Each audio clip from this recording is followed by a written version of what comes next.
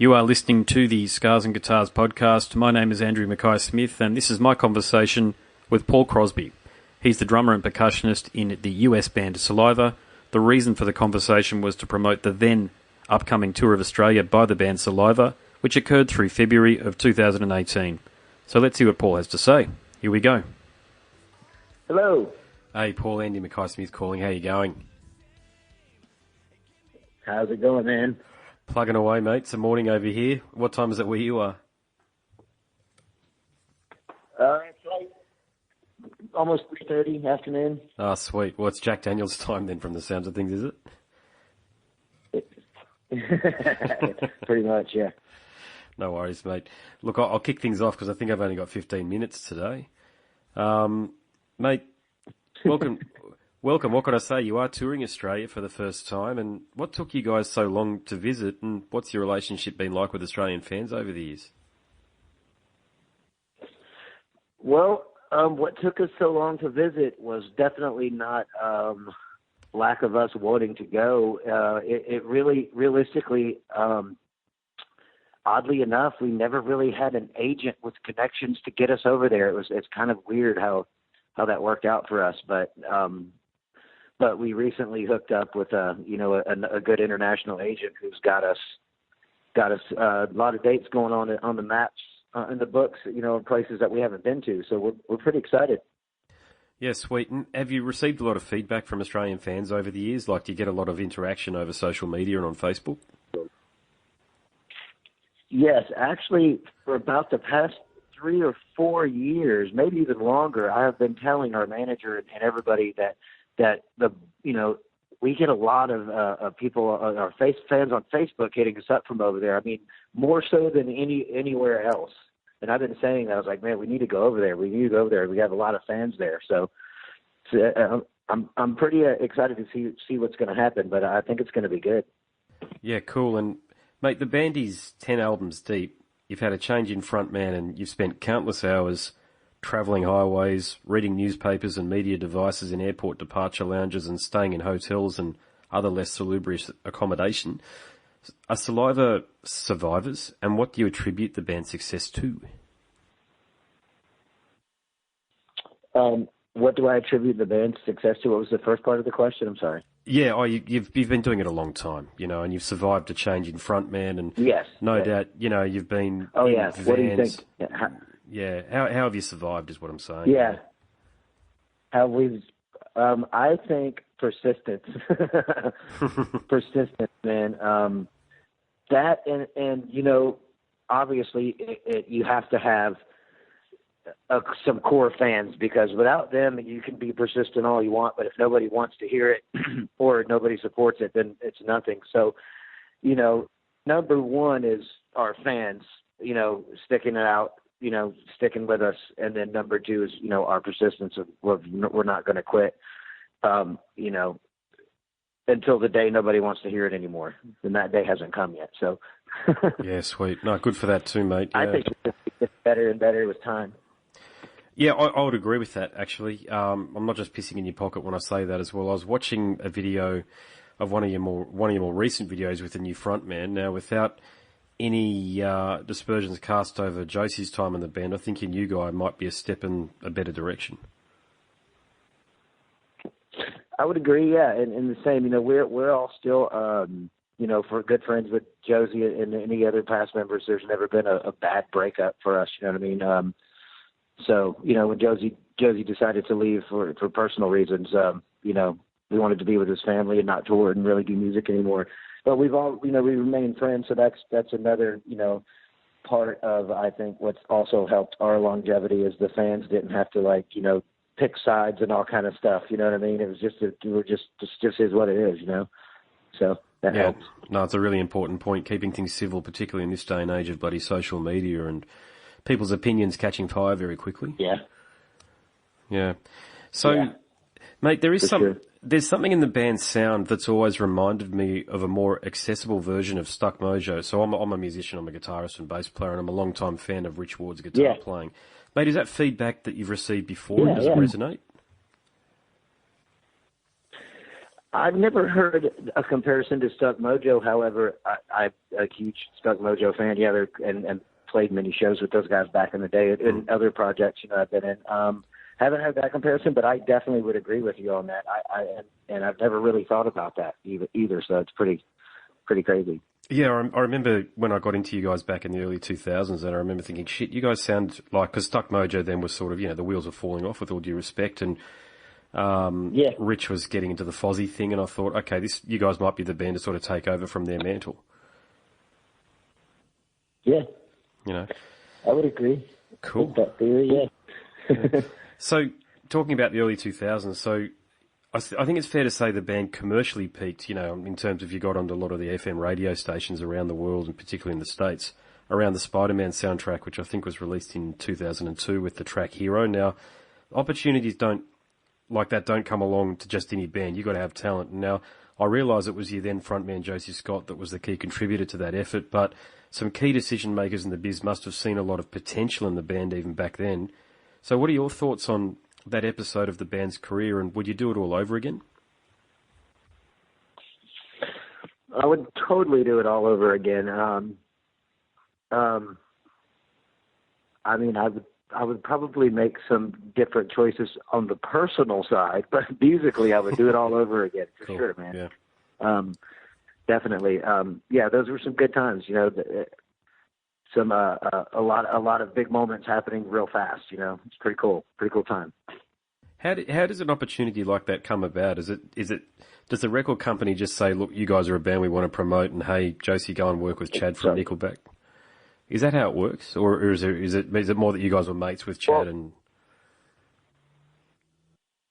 I think here's how it happened. There's the old saying, it's all about who you know. You know what I mean? And that does really ironically come into play a lot, especially in the music business.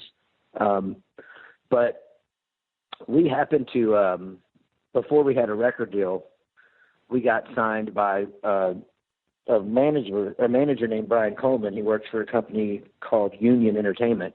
Anyway, he also had signed Nickelback, and this was before Nickelback blew up. Their first record was, he was with them, signed them, got them their deal on their first record. Their first record did okay, but their second record is what really blew up. So we kind of a stroke of luck on that he was managing them and us, and then their second record came out. We were actually on tour with them and seen it happen. Their second record blew up, and then when Chad got that. Obviously our manager, being smart, wanted to try to have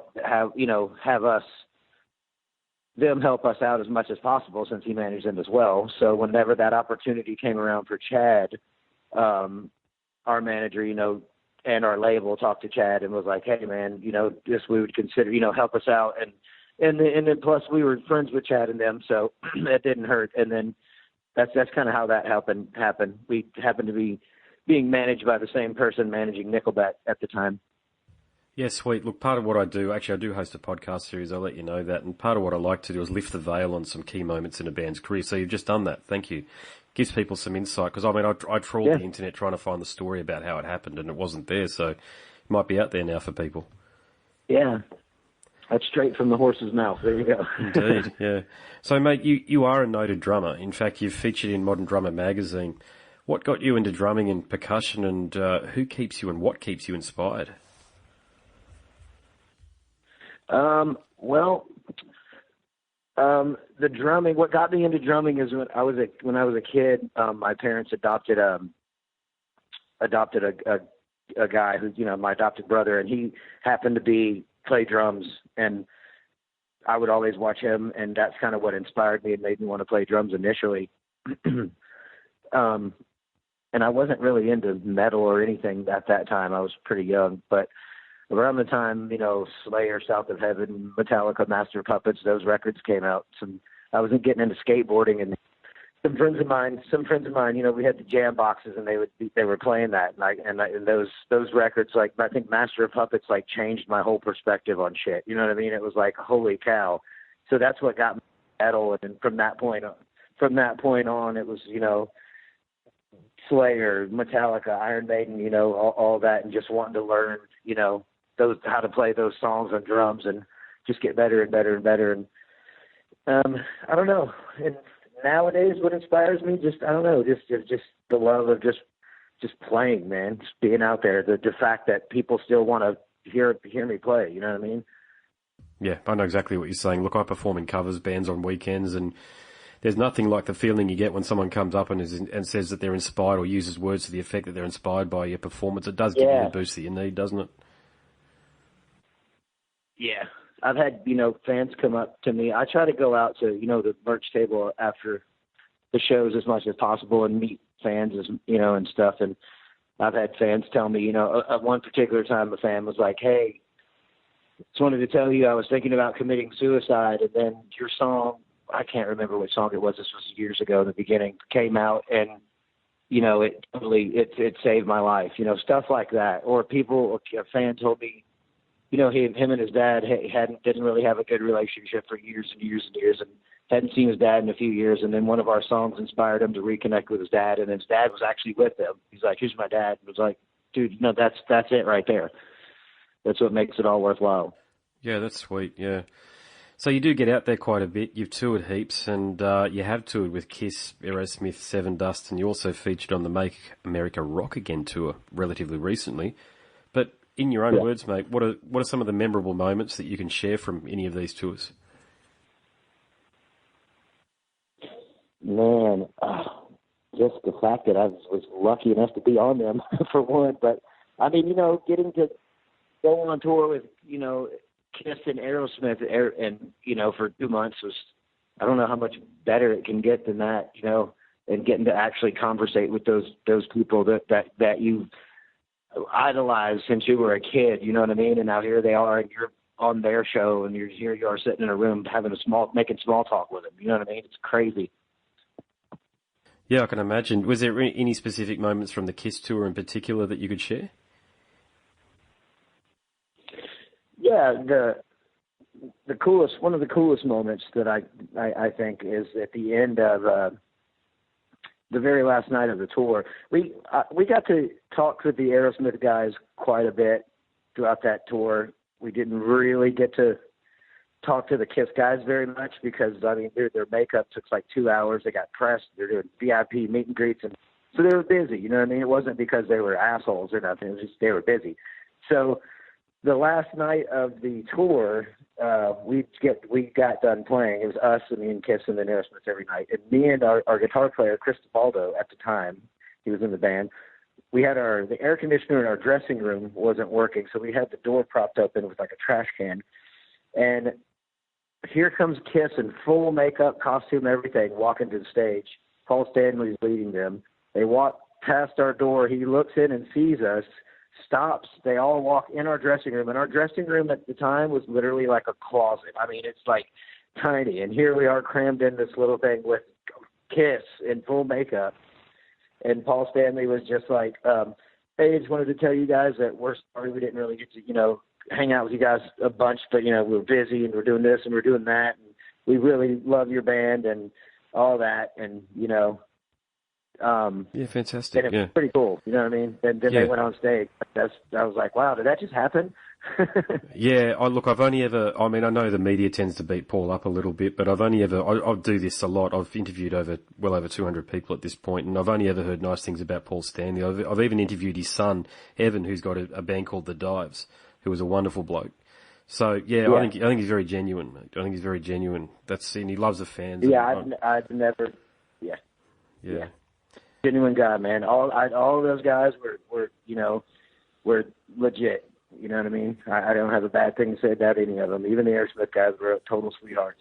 Yeah, cool, mate. Yeah. Mate, I better wrap things up. It's always too short, these 15-minute interviews. But look, I should be at the show at Crowbar in the Valley, which is in Brisbane, when you guys come down to Australia. So hopefully we can catch up for a beer. For sure. Absolutely, man. No worries, mate. All the best. You are listening to the Scars and Guitars podcast. My name is Andrew Mackay-Smith, and that was my conversation with the drummer and percussionist for the band Saliva, Paul Crosby. Thank you so much for listening.